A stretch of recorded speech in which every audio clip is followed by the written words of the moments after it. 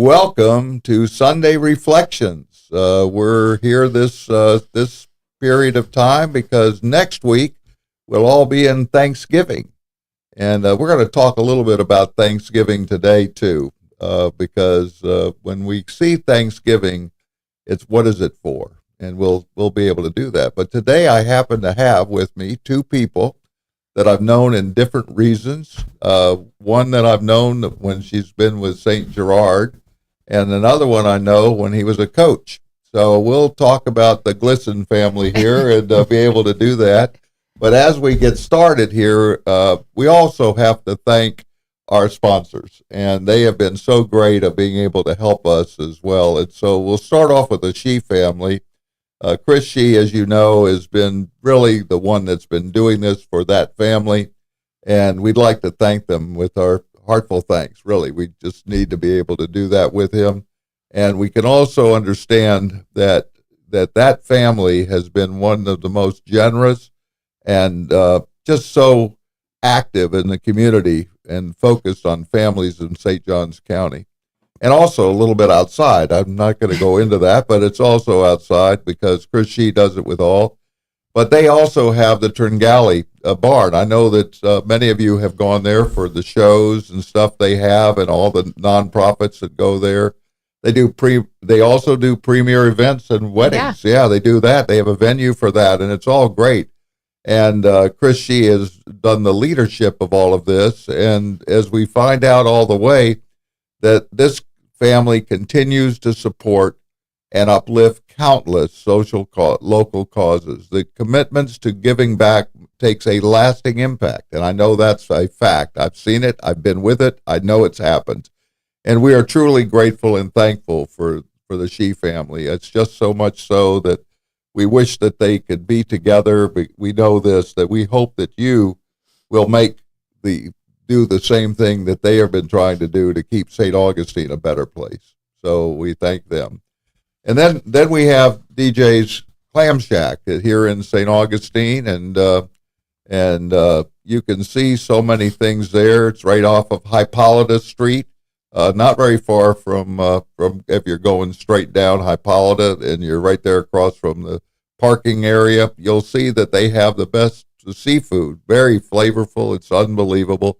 And I've eaten there, so I'm not just telling you what it's like. It's for real, and it's DJ's Clam Shack, where it's from the Northeast meets Key West, and I've seen that because I go occasionally and more regularly down to Key West to help the first responders, and we'll talk a little bit about that later, Sean, about the first responders, and they have one of the most incredible New England type foods that you could ever see. They have the conch fritters that would fill into St. Augustine and Key West, and they have all the food has been rooted in New England, and we have really some of the most great lobster rolls. Those are so terrific, and the great fried clams. I mean, just you name all of that. You can see that that's always fresh. It's always there. It's within the highest ingredients that you could see. It has everything there, and it's at prices you can approve and love. And it starts on Tuesday through Sunday from 11 to 9. So it starts in the late morning and to the a little bit later than early evening. It's a little bit later. Now it's dark a lot quicker, so we know that. But it used to be it was sun. It was good. So it's a spot to get a bite.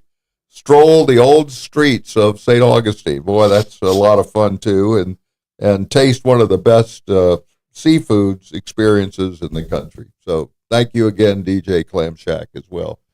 So we're going to start today with seeing what Brittany Glisson is doing with the St. Gerard.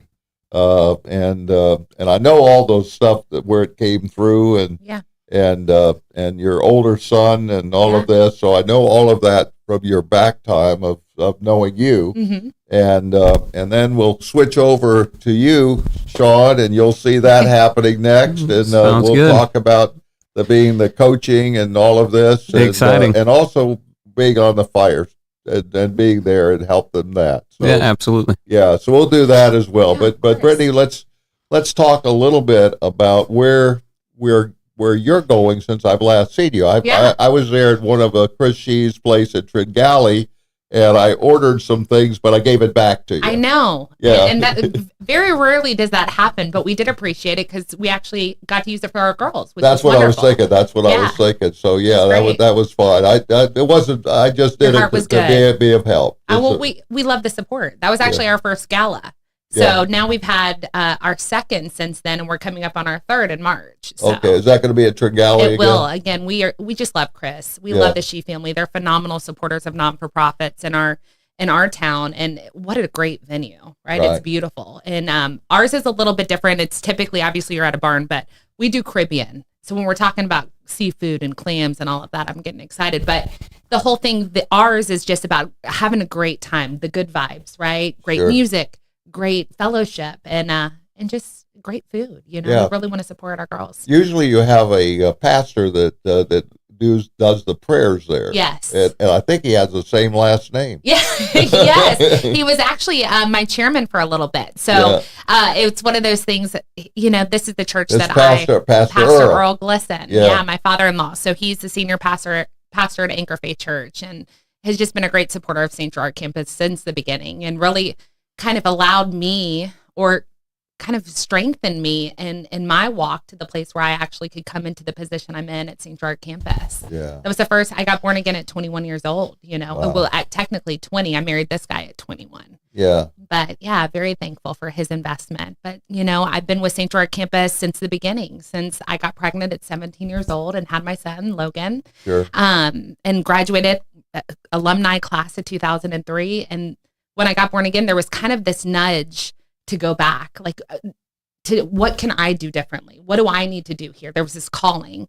And at that time we had just gotten married. We were starting our family. So I was very blessed to be home. You know, my ministry was really my children for many years, but I did advocacy and mentorship, and I was just the yes person. Anytime Miss Carol called, what do you need? I got you. You want me to speak? I got you. You want me to go and talk to the girls? I'm here. And then that kind of catapulted me into eventually when our youngest, Gavin, started school, I had a little bit more time and said, God, what does this look like? What is this going to be? And talked to Sean, and we prayed about it. And I just said, okay, God, I'm all in. So I started, that was a while ago. Gavin's 13. So at that point came in and just, it was interesting because God was really introducing me to all the facets of the organization. I was in the classroom with the girls, and I just love that. That's my heart, really. Well, tell us a little bit about St. Gerard. I know that's the name that's used for children, that a person has a baby. Yes. So I know that's how St. Gerard got its name. He's actually the patron saint of birthing mothers. Right. Which is, it's a phenomenal backstory. But so St. Gerard campus is a maternity home and high school for girls ages 14 to 20. And everybody's like, oh my gosh, 20-year-olds. Well, in the state of Florida, girls can get their diploma, a real high school diploma, not a GED, up to the age of 21. So we allow, these moms coming in to finish their education with supportive services. Not every girl that comes to St. Gerard campus lives there. We have 5 available rooms in our maternity home, which is licensed. And really what we do is just kind of meet them where they're at. It's an individualized education plan. We bring in supportive social services. We have daycare on site, so that allows them to continue their education, feel supported. We're looking at, all the trauma that they're facing. I hate to use that and just generalize their stories, but a lot of us stepping into motherhood at a young age have gone through something. Sure. So we really want to make sure that we're supporting them in such a way that both of them are taken care of. One of the mottos is that we should love them both. Yeah. And I think that's kind of the hardship within the pro-life movement is I do believe there's a lot of supportive services to save babies. But we are really called to love mothers in such a way that they... And the fathers, too. Absolutely. That's one of our initiatives that we're beginning and has been on the heart. A proud mom of all boys and having grandsons, we can't discredit these boys. We cannot just discredit their role in the family. And so what I've seen over the years is we invest in these moms in such a way that they're rock stars in the delivery room. They're having these babies. They're so strong. You gave a different name for that group. Yeah, it's called REIGN. Right. So Reigning in Life. Yeah, REIN. REIGN. GN. There we go. So it's, just that stance that we want them to reign in life and be just mentored and equipped to step into that role too. And interestingly enough, this year alone, 3 of our fathers have really come in and they're hungry. They want to know, what can I do? How can I be better? How do I do this? And it's been, it's interesting. The program kind of is the best education. Yeah. It's going to let you know what the needs are. So this year with these young men coming in, it's just kind of this awakening that we're really called to love all of them, right? So That's right. in addition to our maternity home, our education program, and our daycare, we have a community care center, which I'm very proud of too. So we do supportive services to our communities, not just moms. We're looking at single fathers, grandparents who acquire all of their grandchildren. We want to make sure that anybody stepping into the role of parenting, whatever that looks like, that they're supported with whatever they need: diapers, wipes, formula, car seats, strollers. I'm not a hoarder. It's if things are coming in, I want to make sure they're getting out. Sure. So that's been awesome to see that develop, and just the relationships with the community, which has been so much fun. We get to walk this out with them. Right. Now you're right on US 1. We are right across from Target. Right. 1.7 acres. That's our promised land. But we are starting an expansion program, and hopefully we'll be groundbreaking in 2028. And where is that going to be? It's at that location. So closer to the other back end of Yeah. that? So we'll actually, because of all of these codes, once again, best education. Now I do construction on the side, I feel like, and I'm learning all the terminology. We have to do underground retention. So we actually will build a brand new facility at our location. So we will go off probably site for a small period of time and have it licensed, and we'll still be active and running. Sure. And have our education program, daycare, everything there somewhere else while we are building, but we're essentially tripling the size. And it's not without hesitation. I think you have to trust God. And this is one of those things where I'm very comfortable. I like being comfortable naturally, Sure. but God is calling us to expand. We will triple our size in our maternity home, because what we're seeing is this huge need for housing. And for me, turning away girls is the hardest thing. We have to wait list them, but what we're always trying to do is refer them to a different program. Well, it's interesting you say that about housing, because that's one of the things I was going to talk about here. And frankly, that I've been working down in the Keys to be able to get housing for the first responders. Okay. And so first responders includes firemen, policemen, and the people that come out there to be able to do this. And so besides that, you could always add teachers and things too. Yeah. But right now we're just talking about the first responders. So tell me a little bit about you in relationship to what you're doing, because I know you're a fireman. Yeah. So I'm a firefighter EMT, and that's going to be your basic. That's the other side of that is the EMT side. Yes, sir. Which is your medical side. So that's your basic standards to get hired just about anywhere in the state of Florida. You got to be fire certified, and you got to be at least an EMT. So you got to have some sort of medical training. Right. A lot of the times, fire trucks, if you're on a fire truck, some counties, they'll have the ambulances where they only have fire medics. Some of them have fire EMTs, but a lot of the times the firefighters get on scene first, not by much, but they'll begin that medical assessment. So you got to be fire certified and EMT certified, and then obviously you can go paramedic. And so. Does that include going over to Ocala for the fire side or not? Because you do more medical side than you do just all of the things going. Yeah, so there's actually several different schools in the area. So you got Jacksonville's got a great school. St. Augustine's got a great school. That's actually where I went. They got a great dual enrollment program where, if anybody's thinking about it, they got a grant that'll basically cover all of it. And you can do the fire school and the EMT school. Ocala's got the state fire college, Right. So they're considered kind of like the gold standard, if you will. But I would put our guys up from St. Augustine against those guys any day. As I shared with you, that was where my brother was, who at that point in time had started off being a volunteer fireman. Okay. And then later became a captain. And I've shared this with you all pretty regularly on the show, because it still reminds me of everything here about the first responders. Because when Tim became the captain, he had a very simple thing, and that was that if it wasn't safe for him, It wasn't safe for them. Yeah. And so he taught at the fire college in Ocala. Okay. He also fought on and did so many other things, helping others. But one chemical fire caught him, and it was the fastest one they ever saw, and he ended up passing away at age 34. Oh man, I hate to hear that. Yeah, so I've never forgotten that because I was 14 when I was able. My parents let me name him as Timothy Paul. Okay. And so he was there, and he used to do all those things too. But so that's why I've been going back and forth to Key West right now, is to try to help them get this, because we found 2 entities of HOAs that are willing to pay up to $15 million over a 20-year period. That's to awesome. be able to do it. It's just, for me, I don't understand why they can't do it. I'm having time, and I'm praying for all of them, and I hope everybody here does, because it's for real. This is not just another story. This is for real, of helping the first responders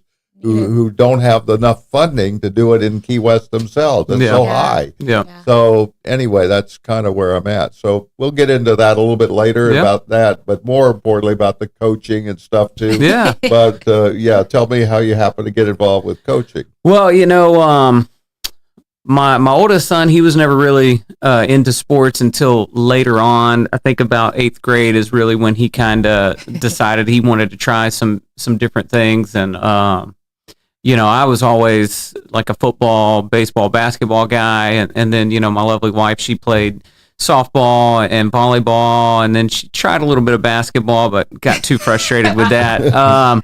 So you did the PAL. I know you did the Police Athletic League. So Logan tried soccer, which we didn't know anything about. But then, we had our other boys, and so they kind of went the football and baseball and basketball route. So, just being out there and just wanting to, with how busy our lives are, that's an opportunity for me just to be able to spend more time with my kids, and then connection with the community as well, because you see, so many of these kids, and I think as I've gotten older and I've learned that, your kids really don't want things. They might portray that but they want time. They want your time. So even if it's not your kid, you can see in other kids, they just want attention, and they want that respect and that love. So, just being able to spend time with the kids and coach them up and just really build that relationship with the community is really what it's all about.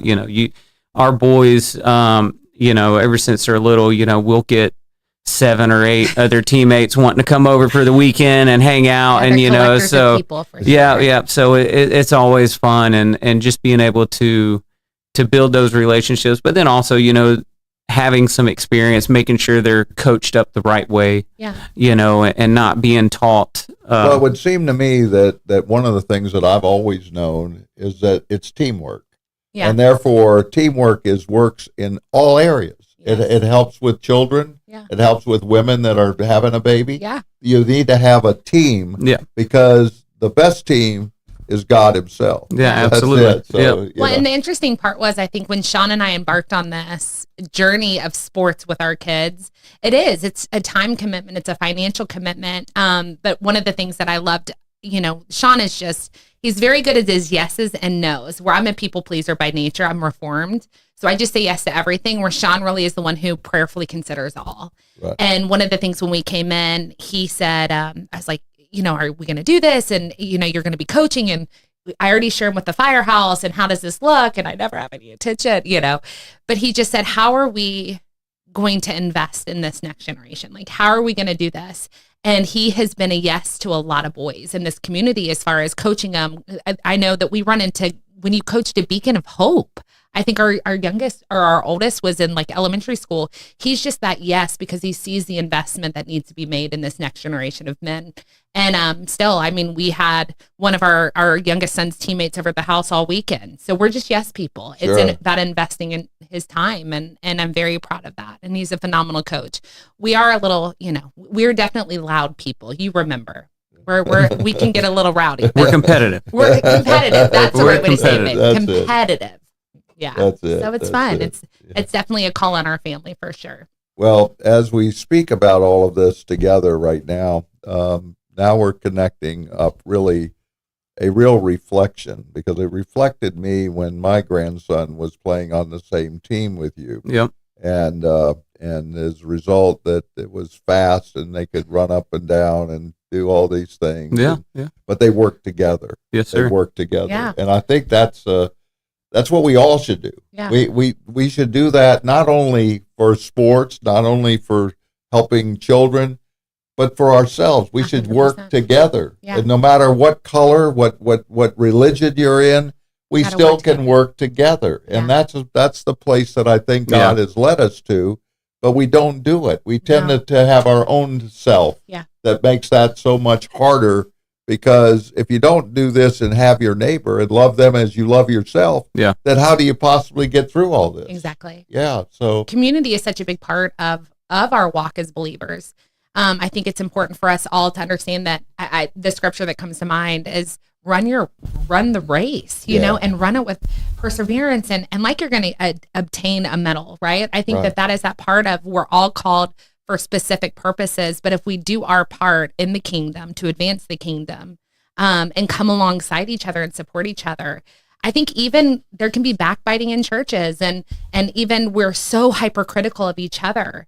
And it really is, the world wants to make us all adversaries. We are competitive, right? Sean and I are very competitive, but there's a right way to be and there's a wrong way to be. And when we come together, it just benefits all of us. I remember years ago that you had one of the other churches Uh-huh. that was from Jacksonville that brought things here in a mobile type Yeah. thing of being able to do that. Yeah. I forgot the name of It was actually the LDS church. So I think they picked, I want to say 3 or 4 nonprofits, and it was this amazing thing. They do it all over the nation, and it's kind of like a kiosk. Like you go in and you can pick different items to support the organization. It was phenomenal. But that's where I think coming to St. Gerard campus and being ecumenical in the sense of, we want to be supported and be supportive to all the different ministries. So seeing our churches, our local churches all over northeastern Florida come in and support our girls who, currently I have 13. And so add all the babies and pregnancies. And it's just amazing to see when the churches come together and we unify, we can do amazing things. That's right. That's the team. That's Yeah, the team. absolutely. I think, Yeah. and we're all called. We are all called. We all have to be that yes. That's right. But obviously Sean is very good at the no's sometimes. He keeps me on. He's like, no, we're not going to do everything. Yeah, No, we're not right. going to do that. And, but it's been phenomenal to see the team of St. Augustine, the church, really come in and support this ministry. Well, I know that your dad has been the pastor there at the church. I think your mom is there too. Yes. Yep. And I know that somehow there was a connection where you all were working together on things that you were doing. Yeah. And somehow you got into that and went a little bit further with the church. Yeah. So tell me a little bit about that. So obviously Anchor Faith is actually where Sean and I met each other. I started attending Anchor Faith Church probably when I was 20 years old. My son was 3. And it really was this amazing time of equipping. We got married when we were 21. How old were you? 19? I was 20. Oh, okay.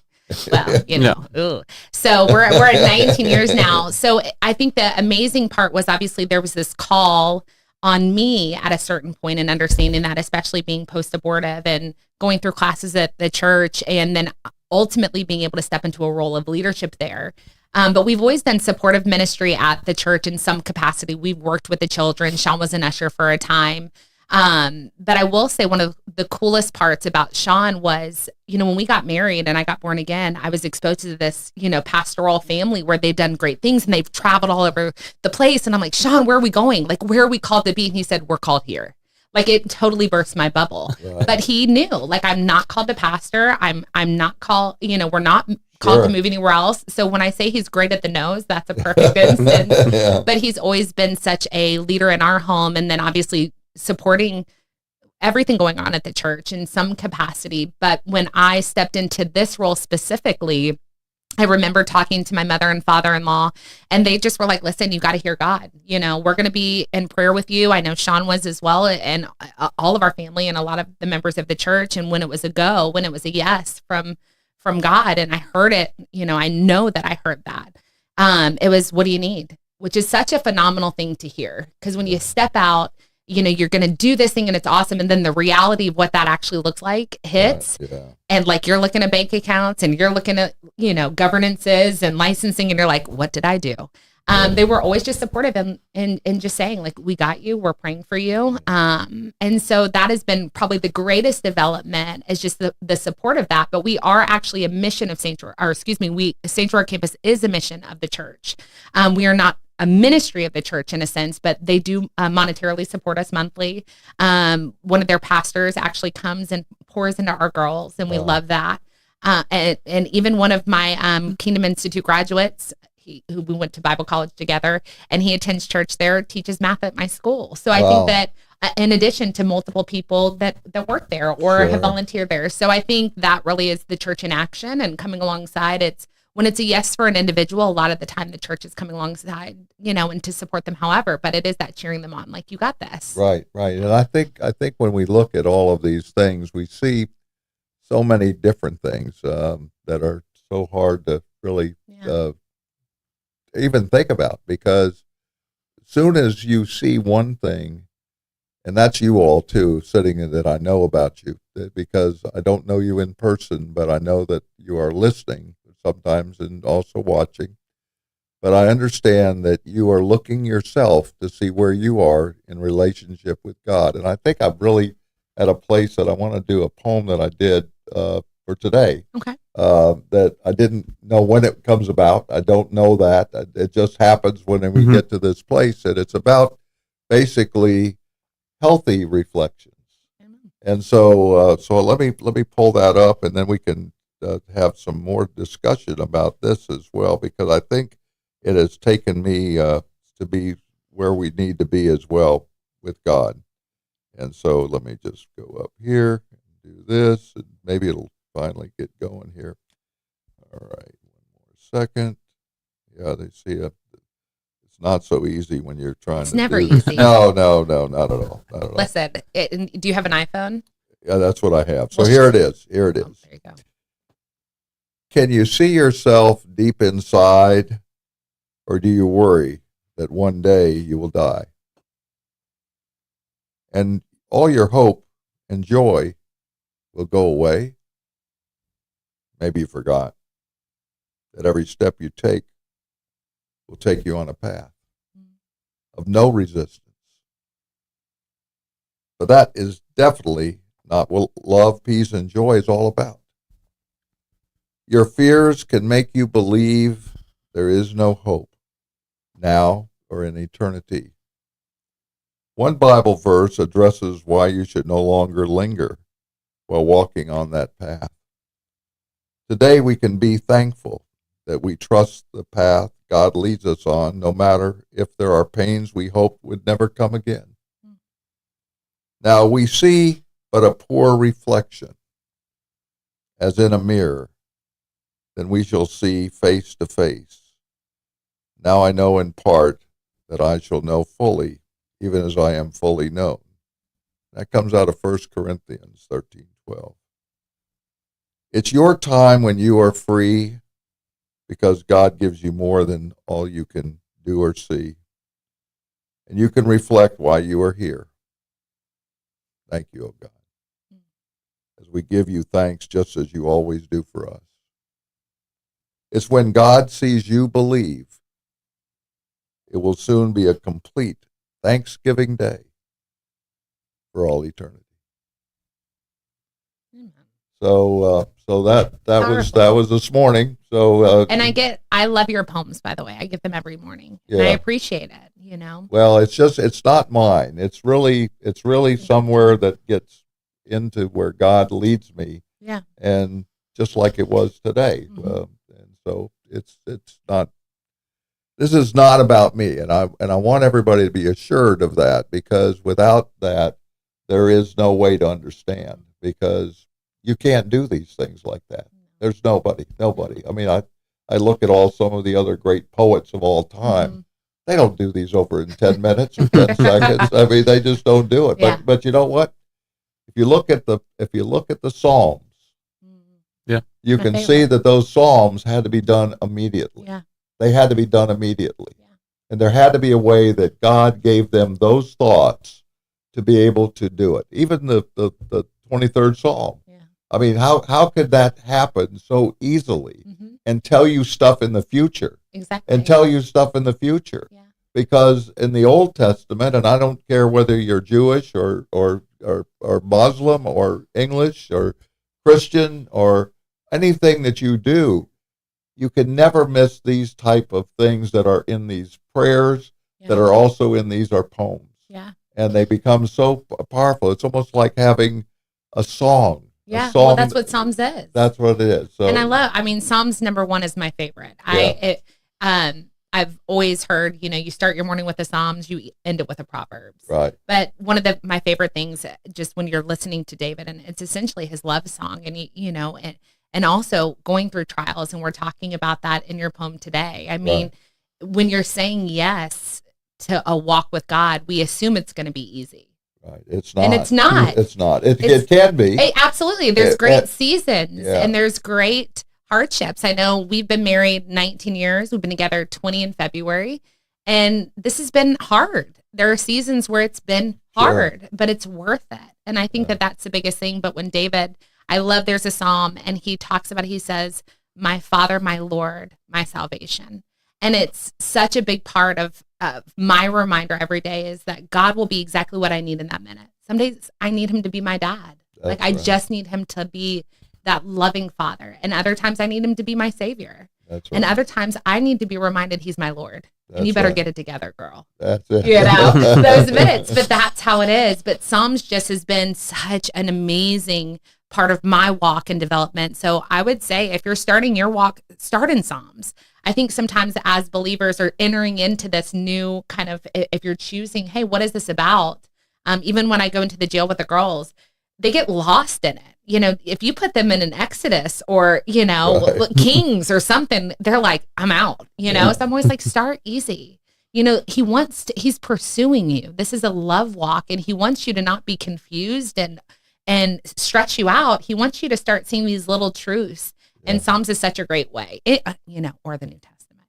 I love using Matthew, Mark, Luke, and John too. That's it. But it is. I think that Psalms just has been an instrumental part in the development of my walk. Yeah, it's very interesting how that works, and even on coaching. Yeah, because there's so many things within that area that it helps you see how to be together. Yeah, and it's really not coaching you, it's showing you how to coach. Right. Not only the rest of that part, but it's showing you how to coach, how to do it with each other. Right. How to help them do it. And I've always liked Solomon's very smartness that he is. Yeah. And just having been the son that came in and then he had everything. Had everything. And it was very interesting for me about the one child that two women come in and say it's my child. Yeah. So I'm thinking of that as we're thinking today. I'm reflecting on this because it seems similar to what we're both talking about together.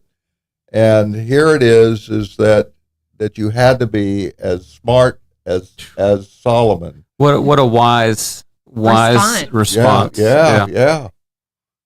It is. Yeah. So when the lady who was really the mother was willing to give her up. Yeah. 100%. Well, yeah. So, what otherwise, he was going to kill the one that was there. Yeah, he was going to cut him in half. Cut him in half and give one half to the one mom and the other half to the other mom. And the true mom was willing to sacrifice, that relationship with her kids so that he could live ultimately. That's right. Well, that's the way he knew who it was. Yeah.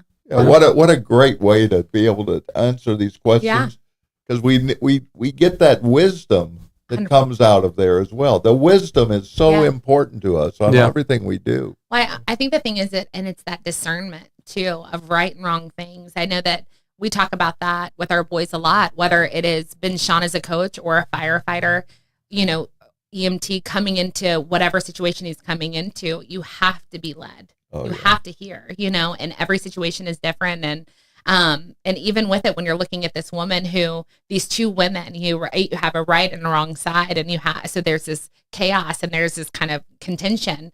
I mean, how many times have you done that with your players where, whether you're teaching them these valuable things to walk through, how to walk in integrity and righteousness and do the right thing, like as men, as women, whatever it is, we're going to do the right thing. Not because it's always easy. That's right. But it's the right thing to do. And I think that has been our call for our boys, because I'm going to tell you, we've never had to bring it to that level of like, hey, I'm about to cut this thing in half and whoever's telling the truth. Right. But when you have 3 boys in a house, man, things can get wild. Things go missing and you're like, it was mine, or whatever the case is. And you're like, okay, who's telling the truth? And they usually tell you, whether it's eventually. Exactly, eventually. And I'm sure there's a lot of stories that we have no idea about. Yeah. I'm sure we'll find out later. That's it. When they're all adults, I'm sure we'll hear but we see it, but that's the joy of it, is walking it out together and knowing that God is with us and he's in us and he's going to show us the right and wrong things to do as parents, as husband and wife, as friends, as whomever we have to be in that role. Well, and what we always know that really seems the best is even when you do something wrong, Amen. You have to be willing to say it. Absolutely. You have to not be afraid. Yeah. And you may lose something. Yeah. You may not be able to go outside that day. You may not be able to go to a sporting event. Exactly. You may not be able to do that. But you know what? At the end of the day, you'll remember that truth always wins. Absolutely. That truth always wins. It does. And so we know that with God. Yeah. Because that's what God is. God is truth. Yeah. And therefore we know anytime we have something going on, we know it's true. Absolutely. We don't have to think about it. We don't have to do it. There's never been a change at any time about the truth of God. Well, absolutely. And we've always said too, and I use this with the girls at school, but also with our boys, is, darkness always comes to light. And we say these statements and people who maybe are not believers, or they're like, oh, no, I mean, it's just, think about it. And if we've always looked at it, the sense of, if you're in a dark room and I light a match, all of a sudden there's an exposure, like you can see what's going on. Right. And we've always told our boys too, I mean, how many times, number one, I always tell my boys I'm God's favorite. I know that we're all God's favorite, but I have to believe I'm God's favorite. Right. And I've told the boys their whole life, listen, we can sit here for 5 minutes or 5 hours. Right. And I have a discernment. The Holy Spirit is in me, and he's going to let me know the truth. So you can 5 minutes or 5 hours, and we many a couch meetings in our house where I'm gone for a few hours. But it's the truth coming to light. We're gonna do the right thing, and it doesn't mean that we can't be disappointed or upset. But there's always the redemption that needs to happen, whether as a parent or even in our walk. When we're talking about who God is. Sure. He is the Redeemer. That's right. And he's the Redeemer of ourselves, right? He's going to bring us into right standing again, but he's also the Redeemer of time. Yeah. I think as many times as we have failed as parents and we can look back, or even in my individual walk, he will redeem that time, which is powerful to me, because sometimes we feel like that. Yeah, but just like God, the Navajos don't believe in time. There is no such word. Yeah. There is no such word as time. Yeah. It's just purely, they don't use that in the Navajo language. And I understand it, because it's dark and light. Yeah. It's always dark and light. Yeah. That's how we know what it is. Yeah. We know that side of it, because when it's dark, it's night. And but sometimes it's in the middle of the day. Exactly. And so we sometimes have both. Yeah. And so then you have to find out, where is the light? 100%. Where is the and getting light? back to that place. I think that we were talking about it yesterday. This huge thing of YOLO, like you only live once. Well, we're not. This is eternity. So it's, and whether you accept God or not. Exactly. We are paying something forward eternally, and the things that we do now, honestly, in this minute in our walk in our life, affects generations to come. Right. Positively or negatively. So I think that they're, like you're saying, time really is no time, but it's eternity. It is. It just lasts one after the other. If you kind of look at the universe itself, where's it end? Yeah. Where does it end? We have no clue. No clue. We can't even see far enough. You're going to get him started. Sean he can get on some conspiracies too. It's about to get real exciting in here. I like a good conspiracy. Yeah, that's it. No, but that's the marvel of all that he's done. When we think about it, and it kind of can get us off of ourselves a little bit too. I think naturally, everything that we experience is the end of the world. It's all self, right? Right. Everything that I feel is the most important thing. But when you look at, especially as it's starting to cool down at night and you're walking outside and you see all of the stars, and he's so great because I can't see without my glasses half the time, but he's like, do you see that?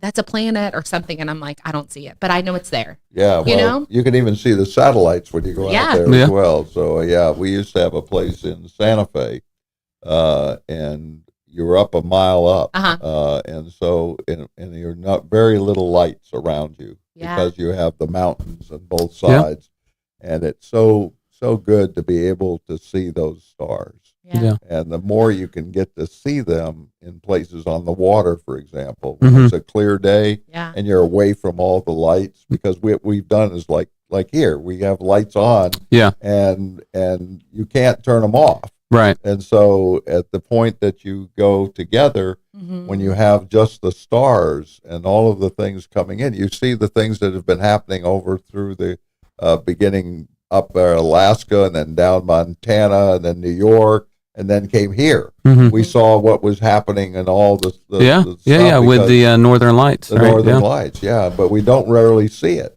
Because we're so far down. Well, we're supposed to be taking a trip to Montana in the end of May, so I'm excited. We'll be able to have that. What do they call it? Light pollution. That's right. That's so we'll get rid of it. Yeah, we'll be up in the mountains, and hopefully we'll be able to see some big sky and some beautiful incredible. stars. Yeah. I've been out there on the water doing the same thing, and I was on one of these big ships that are basically those that you put the all of the various parts on it, including the sails and everything else, and they would shoot it with a kind of one of those things that you can shoot all the way and see what things are where it is. The laser. Yeah, that's right. So you have that laser showing up to that. And you could see by putting it around, you could see it was a dog or it was whatever it was. Oh, yeah. And it was so good to be able to follow that up when it was that dark. And that was the first time that I saw the Southern Cross. Was on that trip. That's awesome. And so, the Southern Cross when it was coming up over there, it was just amazing to see that. So, so we're so close and all of that together. But let's go back again a little bit more about St. Gerard. And what's you've told me that what's going to be happening shortly. Yes. When does that start? So hopefully, like I said, 2028, we'll go ahead and start groundbreaking. So everybody just be in prayer. So you're getting permits now, or is that what you're doing? Yes, which is so much fun. Yeah. Welcome to St. Johns County, every county, I guess. Yeah. But so it's an expansion program. So we will triple the size. In the sense of services provided. So our housing will actually go to 15. So 10 residential rooms for our student body, but also we're going to add a transitional element, not to infringe on maternity homes that are servicing girls over the age of 18. This is specifically for our girls who have graduated out of our program or are coming to an end and need just some additional support, whether they are having an issue getting in a maternity home because a lot of maternity homes are waitlisted, or they're just needing to be with us a little bit longer for the accountability, the growth, all of those factors. So they would be able to attend college and start How long will they be able to stay with you? We're looking at, we're trying to finalize those numbers, probably up to a year. So some of our girls graduate early at 17 years old. So a lot of the time they can't get into another maternity home and they're ineligible. They're ineligible to sign for leases. And we don't necessarily want to send them back to a place if they've come out of something traumatic. And we, in St. Johns County, any county meeting you sit in, housing is a huge factor here. Affordable housing being one. That's statewide. Statewide nation. When we're looking at it. So we're really excited about that, formulating that part of the program. Our education building will go to 3 rooms.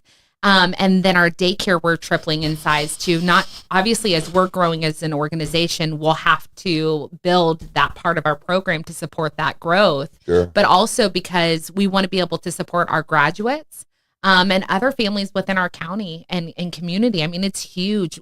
The wait list for daycares is crazy. I think with our oldest son, I think I was on the wait list at Anastasia Baptist, shout out. I think for 4 years. I mean, from the time I was pregnant, I wanted him to be at this. It was such a great program. And I think I got a call and he was like, I'm like, well, he's starting VPK now. I don't think we're needing this service anymore. So when you're looking at just the growth of our county in general, this is another great asset because our heart really is for all moms, all families. So that's going to be awesome. We will, in addition, have our community care on site and then build that to expand. We're doing referrals as well. Okay. We want to make sure that we are networking with other non-for-profits and coming around to collaborate. So I know you do Alpha Omega as well. Phenomenal. We love Alpha and Omega. So Lisa, I know that they are pretty close to ending their expansion. Right. So they'll be able to facilitate more help. But absolutely, I think that has been the amazing part of stepping into a non-for-profit in St. Augustine is the camaraderie really has been that we're all coming together and where you end, I begin. So we want to make sure that somebody coming in, whether it is a referral to an Alpha and Omega or a Betty Griffin, or anything else, the COC, all of the Epic, like these wonderful services that we have in our community, we want to make sure that we can facilitate that. But one of the biggest factors when you're looking at growth is sustainability of programming. I mean, what would it be if I built this huge building and we can't sustain it? So we are looking at putting a thrift store on our property. Because we get a ton of donations and we love our community, but this will be a way for us to actually support and sustain our program as well. Well, because you guys are all donation driven. Yeah, 100%. I think, you know, thank you, babe. Yeah. You're phenomenal at this. Yeah. I just more in love with you every minute. Yeah. That's how they fund everything. So when, some of the concerns with expansion and all that is, how do we keep the lights on? How do we, keep toilet paper, paper All towels, all the things that come with it, especially when you don't have a set budget or, income coming in. It's all based off of people giving. Yeah. So thank you. Yeah. So it's hard. I mean, this is definitely the faith walk, but looking at it, like he's saying, for sustainability purposes, we want to make sure that we can fund, because, the national temperature, like when you're looking at donations and grants and all of this, federal funding that has been suspended, or it puts nonprofits at a real high risk. Well, that's what's happened this last year is that the cost for the nonprofits are they're all needing money now because that money has gone from the government. Yeah. And and that's a big part. So we haven't ever really taken a lot of federal funding. We did receive a state appropriation for our expansion program that we're going to be doing, but very minimal. And right now I'm kind of thankful, to be honest, because we weren't expecting, or that that's not something that's regularly coming in. Exactly. Right. But it is affecting us in the sense of when you're looking at Episcopal for our daycare, which is a state service, or you're looking at SNAP, which a lot of our girls are beneficiaries of. So I think they weren't able to get it for a short time. And thankfully they're at a program like ours where we're sending them home with food. EpiCare is an amazing organization that we partner with, and we get donations from them. And I mean, my gosh, I think 2 weeks ago we got like 20 pounds of chicken for everyone, but it's just phenomenal. So we're able to step in when all of these other things are kind of falling apart in these girls' lives, and really turn it back to like, hey, he's our sustainer, he's our provider, and we're not going to go without. But we're definitely excited, a little nervous. This is one of those minutes where you really go, this has got to be you, God, because if it ain't you, Lord, I don't want to do it. So It's been exciting. It's been very, very exciting. I know Sean he's such a great supporter of me when I'm coming home. And I'm like, I don't know. He's like, you got this. Like, we've got this. It's going to be good, So he's stretching us for sure. That's it. Well, the optimism is really important. Yeah. It's always very good to be on the optimist side rather than on the pessimist side. Yeah. But you still have to be willing to take the risk. Yeah. And that risk though is very easy with God. Yes. And if he opens those doors, you can go through it. Right. If the doors seem locked and you can't get in, even when you ask, and that's very rare, very rare, very rare. But that's because you really didn't believe. Right. And you didn't really believe. So he's moved by our faith. Something we were going over with the girls just recently. We're doing a Bible study with them in the morning. It's called Daughter by Allie Person. It's just a phenomenal Bible study for our girls specifically. But it was talking about when Jairus, when his daughter was dying, and he comes to Jesus and is essentially like, hey, I need you to come now. Like, my daughter is dying and all of this is happening. And, the way it is visually that Jesus is just kind of strong. He's not in a hurry. He's not in a rush. But the woman with the issue of blood touches him. Yeah. And he stops everybody and he's like, hold the phone. Somebody touch me. Like something, power has left my body. And what we were telling the girls is he was moved by her faith. Yeah. Her faith. But it's also, the fact that Jairus went and the faith to go, okay, I need to go to this person. He was a synagogue leader. And I know where I need to go. I'm going to step out in faith and ask. But that's what moves God is our faith. Yeah. Well, you see that on more than just one. You see it with a military person. Oh, absolutely. That his son was ill. Yeah. And he just said, go there and he'll be there. Yeah. Yeah. Exactly. That's it. So, if you look back at all of those things, the parables and all of those things together, you can really see something why when you read the Psalms, that those particular parables are somewhere already in it. Yeah. And so you don't understand it until you see it directly. Exactly. And revelation is huge. right now I've been working on what's called the Wayward Rivalry, Okay. which I've been working on for years. And my editor passed away, and then Joe got ill and passed away. So it really had slowed me down of finishing it because I'd already written it several times, and I just needed to have it edited and things. So it's taken a while, but it's the same thing where you have the two brothers, and the one brother comes home after giving up, and the other one just kind of, if you look at the painting by Rembrandt of the Return of the Prodigal Son, you'll see that he's just standing there. It doesn't matter to him. He's looking for what he can do. Yeah. And he says, but you never did this for me. Yeah. When in fact he had everything. Yeah. Right. He had everything. Yeah. So once you know that you have everything with God, Yeah. you won't ever have to worry. Exactly. And that's really what you're talking about Yeah. right now, is that 100%. if you rely upon him, Yes. no matter how you do it, whether you're doing it because you can't see because of the fog, Yeah. and yet that's what he wants you to do, Yeah, because you just hold his trusting him. righteous right hand. Exactly. Yeah. That's it. That's Yeah. what he's asking. I think that one of the things too is he's never asking for perfection. He's Right. asking for submission and just going, okay, I am going to step out in faith in this area. I am going to trust you. I am going to do whatever you're calling me to do. And that goes back to even being a coach. I think one of the best things we can do in the natural is teach our children what right submission looks like. Stepping out. I trust you as a coach. I trust you as stepping out when it's done correctly. And I think that sets us up, because ultimately we have to submit, right? Absolutely. To our Yeah. walk, for sure. Yeah, So, because without walking the path with God, you can take your own path, yeah, but you don't know where you're going. Right. With God, you may not know where you're going, but He Yeah. does. exactly. Yeah. The trust. Yeah. That's it. That's the difference. trust and the faith. Yeah. That's the Yeah. difference of it as But well. I think that that's what we've done too for 19 years. I think, we were talking to our oldest son just recently and just saying, there's been definite seasons where if we did not have a relationship with God, I don't know if we would still be married. Right. You know, but that's I the don't- truth with all of that. That's Absolutely. true. Yeah. And that is what has kind of kept us together, and really formulated our path, Yeah, without God, you cannot do it. You just No. cannot, because we always have our own way of looking at things, Mhm. and it's not our Yeah. thoughts, because His thoughts are always greater than ours. Exactly. Yeah. And that's what we know. That's Yeah. what we know. It's real simple. Yeah, and we're two imperfect people, That's and right.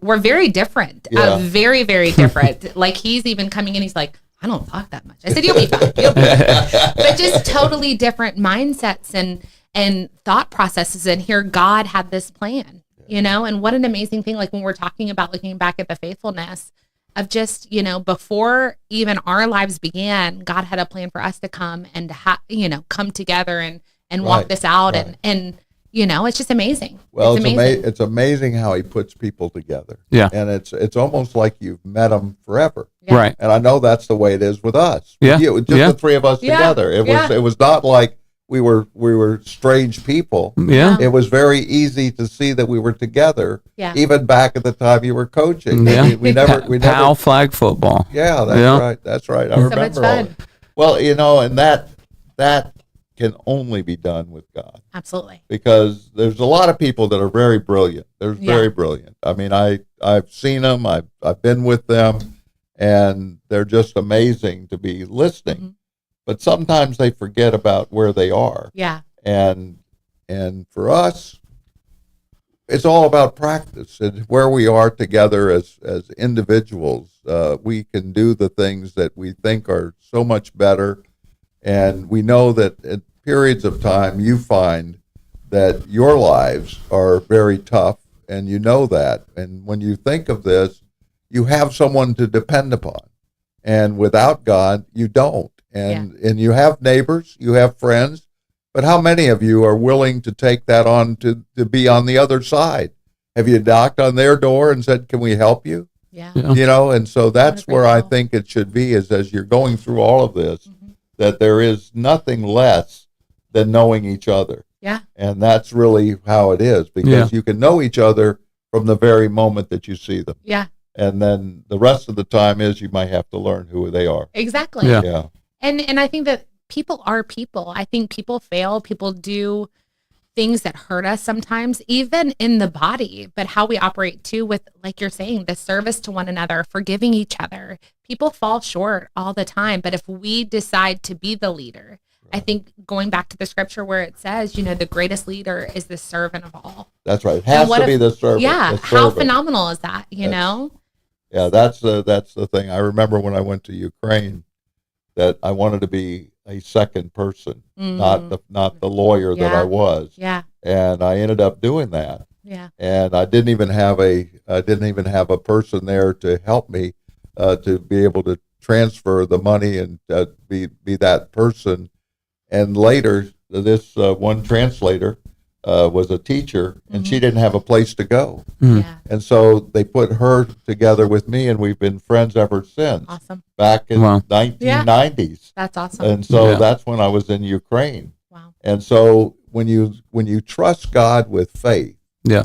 he will take you where you want to be. Yeah. And that's really the key, is that, because faith without works, however, never works. Yeah. And so you have to have both together. Yeah. They both come together. You have to trust him and follow him, and he will lead you to the path of righteousness. Yeah. Yeah. We know that from Psalm 23. Well, Mhm. yeah. And I think the biggest part too is it's better than we can ever imagine it to be usually. Yeah. And if we try to do it in the natural, Right. I would be too terrified the majority of the time to even step out. I'm like, no, I'm good. Like, but right. it is that That's minute right. of, okay, I have no idea how we're going to get there. Like even in the current, stance that I'm in with this expansion program, if you Sure. had told me this when we were first married, that you were going to embark on any of this, You I would- would have never even stepped foot back in St. Gerard That's campus right, because that's I would right. have been terrified. Yeah. But he does the equipping. He is speaking to people on our behalf. He's breaking all those doors down like we're talking about. If I was trying to do it, I couldn't. But it's Yeah. only God who's doing it.